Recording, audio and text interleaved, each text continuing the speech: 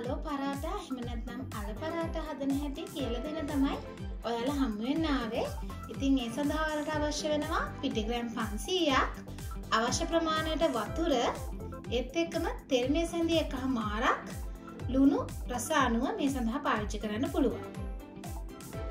ඒ වගේම තමයි Alo Parata එකේ ෆිලින් එක සඳහා හොඳින් තම්බාගෙන පොඩි කරගත් අල ග්‍රෑම් 350ක්, පොඩියට කපාගත්ත ලූණු ග්‍රෑම් 50ක්, සුදු ලූණු මේසැඳි එකක්, අමීගුරු මේසැඳි භාගයක්, පොඩියට කපාගත්ත කරපිංච මේසැඳි එකමාරක් පමණ, අමු මිරිස් මේසැඳි එකක්, මිරිස් කුඩු මේසැඳි එකක්, කහ කුඩු තේ හැඳි එකක්, අබ තේ හැඳි භාගයක්, රස අනුව ලුණු, තෙල් මේසැඳි දෙකක්. ඒ වගේම රොටිය සාදා ගැනීමේදී පිටතින් ආලේප කරගන්න ඔයාලට තවත් තෙල් මේසැඳි 5ක් පමණ අවශ්‍ය වෙනවා. මම මුලින්ම පිටියකට අවශ්‍ය ප්‍රමාණයට ලුණු එකතු කරගන්නවා. දැන් මේ හොඳින් කලවම් කරගන්න. දැන් මම පිටියකට අවශ්‍ය ප්‍රමාණයට වතුර එකතු කරගනිමින් මේ ඩෝ එකක් විදිහට සාදා ගන්න යන්නේ.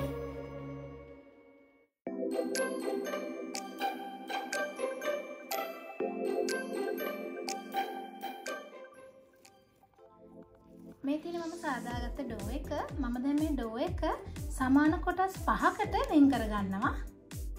ඩෝ එකේ කොටස් ටික මේ විදිහට සමාන කොටස් 5කට බෙදාගත්තට පස්සේ මම එයටම තෙල් ටික දමා ගන්නවා. දැන් මම මේ තෙල් ටික හොඳින් මේ හැම කොටසකටම ආලේප කරගන්නවා.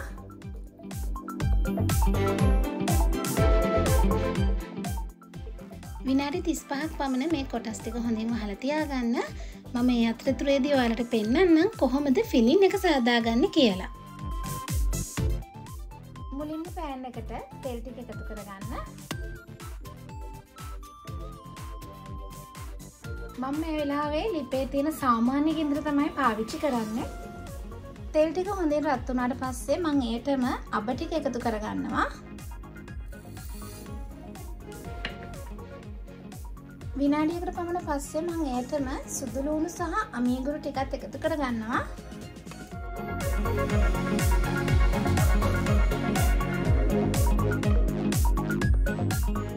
දැන් මේ විනාඩියක් පමණ හොඳින් බැද ගන්න.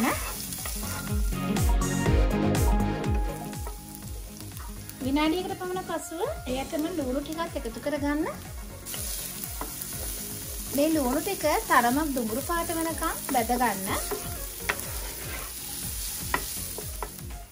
විනාඩි 3ක් පමණ මම මේ ලුණු මිශ්‍රණය බැදගත්තා. දැන් මම මෙයටම අමු මිරිස්, ඒ වගේම පොඩියට කපාගත්ත කරපිංච ටික එකතු කරලා නැවතත් මේ විනාඩි 2ක් පමණ බැදෙන්න තියෙනවා. දැන් මේ ලුණු මිශ්‍රණයට මම තම්බාගත් අල ටික එකතු කරගන්නවා.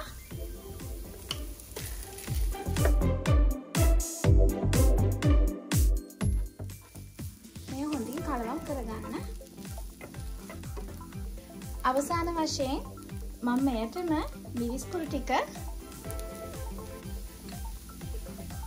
කහ කුඩු, ඒ වගේම රස අනුව ලුණු එකතු කරගන්නවා.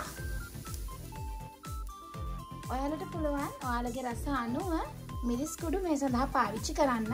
හොඳින් කලවම් වුණාට පස්සේ මම ලිප ඕෆ් කරගන්නවා. මේ විදිහට සාදාගත් Alo Parata එකේ ෆිලින් එක මම වෙනත් භාජනයකට දාලා හොඳින් නිවෙන්න තියෙනවා. මේ ඔයාලට පේන්න තියෙන්නේ විනාඩි 35ක් කවර් කරලා තියාගත්ත ඩෝ එක. අපි දැන් බලමු කොහොමද නිවැරදිව Alo Parata එක සාදාගන්නේ කියලා. මුලින්ම බෝඩ් එක මතට පිටි ටිකක් ඉස ගන්න.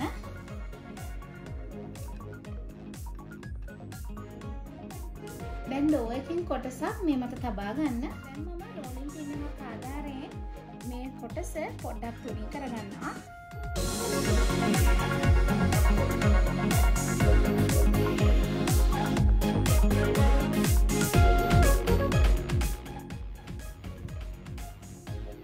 දැන් මම මේ මත සාදාගත්ත ෆිල්ම් එකෙන් කොටසක් මේ විදිහට තියා ගන්නවා. දැන් ඔයාලට පුළුවන් මේ වටේ කොටස ඇතුල් පැත්තට මේ විදිහට එකතු කරලා මේ හොඳින් වසා ගන්න.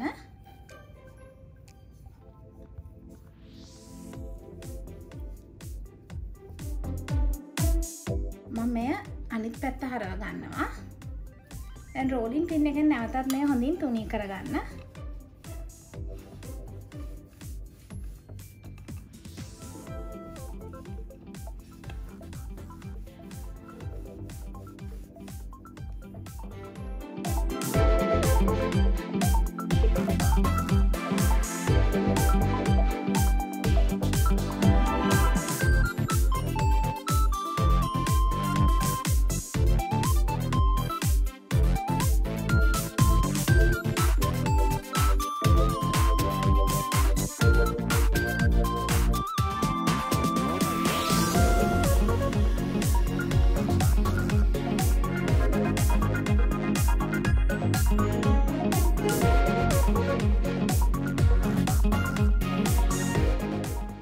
මේ විදිහට පෑන් එකක් ලිප තියලා මම එයට තෙල් ටිකක් ආලිප කරගන්නවා.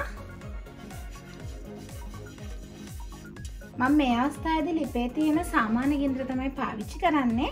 දැන් මම සාදාගත්ත එක අලෝ පරාට එකක් මේ මත තබා ගන්නවා.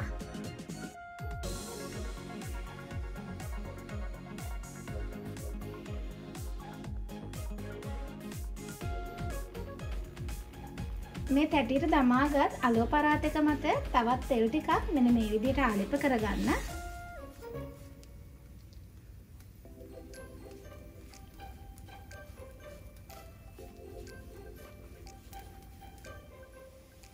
මම මෙන්න මේ අවස්ථාවේදී මේ අලෝ පරාට එක අනිත් පැත්ත හරව ගන්නවා.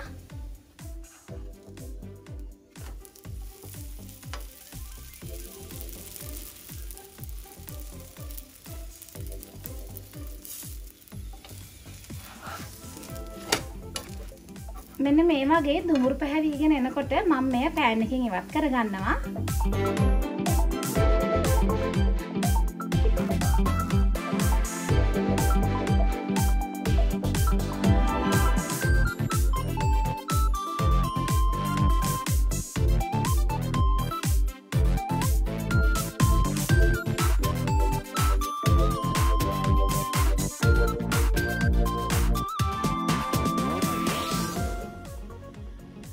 මම සාදාගත්ත අලෝ පරාත ටික තමයි ඔයාලට මේ පේන්න තියෙන්නේ. ඉතාමත් පහසුවෙන් සාදා ගන්න පුළුවන් රෙසිපි එකක් තමයි අලෝ පරාතා. ඒ වගේම තමයි නිර්මාංශික අයටත් ඉතාමත් රසවත් කෑමක්. අලුත් වීඩියෝ එකක් එක්ක ඔයාලව හමු වෙන්න එනකන් ඔයාලට සුබ දවසක්.